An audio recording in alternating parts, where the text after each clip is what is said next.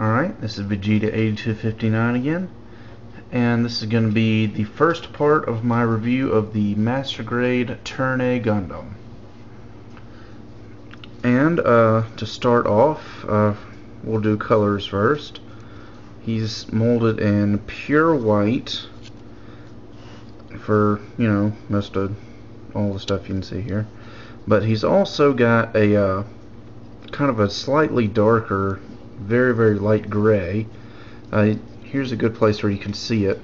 This middle part is the white, and then he's got this off-white color that's mostly just in the inner frame of the kit. I think this is really the only parts that it's exposed, so not much of that to see. But he's got dark gray for the rest of the inner frame, as you saw on the back of the legs.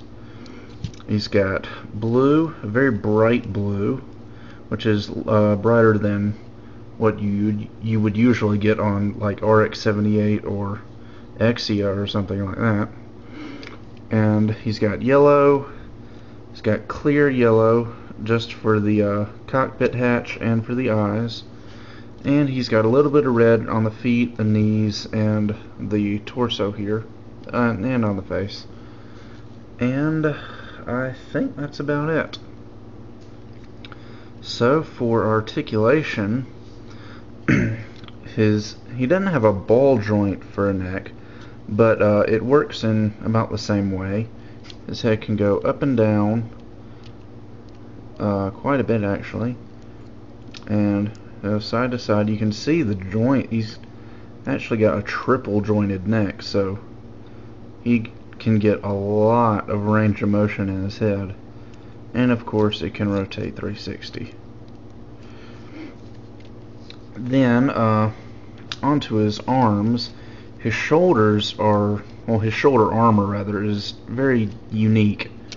It's not connected to the actual arm at all. It's on a little loop that goes between the arm and the torso, but the back part of the shoulder, this top piece right here, remains pretty much stationary except for this flap that goes forward and back to allow the arm to move backwards more. And then the front part moves separately. See, the front part of the shoulder armor is separate from the back part, and then you got this little flap right here so the arm can go up a little bit more. So I just found that kind of odd. But anyway, onto the shoulder itself. It can go up about that far. It can't go 360 obviously because of the shoulder armor, but it can go forward. We can go pretty much all the way up, and it can go back about as far as the shoulder armor will let it, and it can go, well, that's a bad way to see it, but it can go forward and backward a bit. The elbow can bend. It could go about a full 180, but the shoulder armor kind of gets in the way. And there is rotation at the elbow. The wrists are double jointed. There's a joint right here, and then the wrist has a ball joint, so that part can move, and then the wrist itself has a ball joint so it can rotate and wiggle. And for the hands, Bandai gave us two sets of hands. The normal neutral hand that you see here, and then they gave us a articulated hand, which is pretty much the same that we can expect from the newer Master Grades. Ball joint thumb, and each finger is individually jointed. And I didn't have to cut these apart. They were already made like this straight out of the box. So yeah, if that works for you, then you can be happy about that. I'm actually starting to get tired of these crazy posable hands. I actually wish Bandai would just go back to the giving us like 3 sets of hands that don't move, more like the high grades. I actually like those better than hands that actually move, because the pieces and the joints are so small they tend to break easily. Anyway, onto the torso. He's got, let's see, I think 1, 2, 3 joints in his torso. There's one here in the middle and then at the waist. So he can go forward and back. My camera's not wanting to focus very well. And there we go. He can go side to side, and he can rotate 360. Now he's also got on his back these little ports that open up.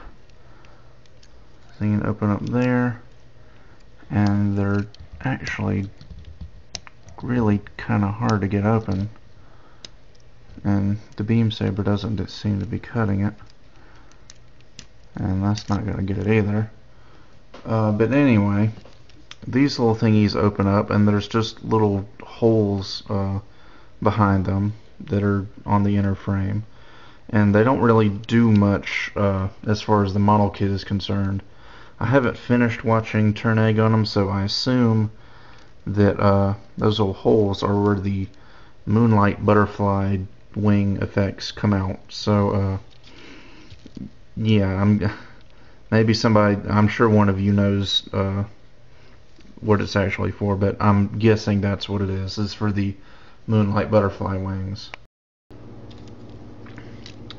Now for the waist itself, the skirt armor, the side skirts are on ball joints, and they have quite a good range of motion. They can move pretty much anywhere you would need them to go. The front skirts are really stiff, but that's because there's a gimmick here, but they can go pretty far forward and in and out just a little bit. The hips, the legs can go forward, and my camera keeps wanting to go out of focus. They can go back and fall off. Anyway, and they can go out quite a way, so really good range of motion in the legs. And the knees can bend a full 180.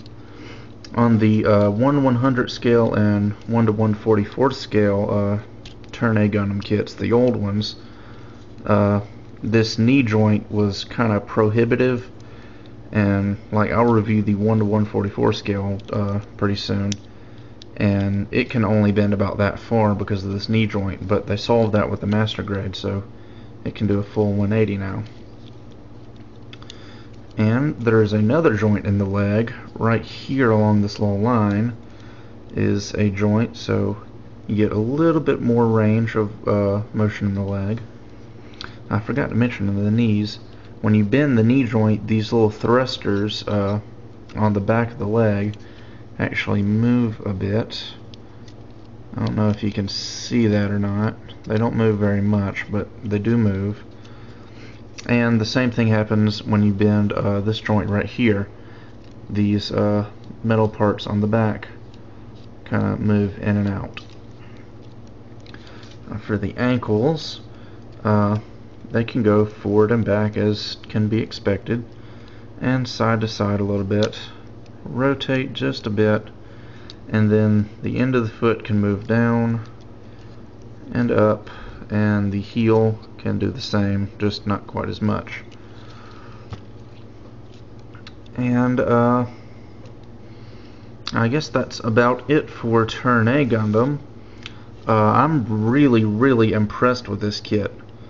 I bought it I've been watching Turn A Gundam lately. I'm almost done watching it, and I bought this kit just because I really like the mobile suit, but I didn't expect it to be this good. I was pleasantly surprised on how high quality kit this was.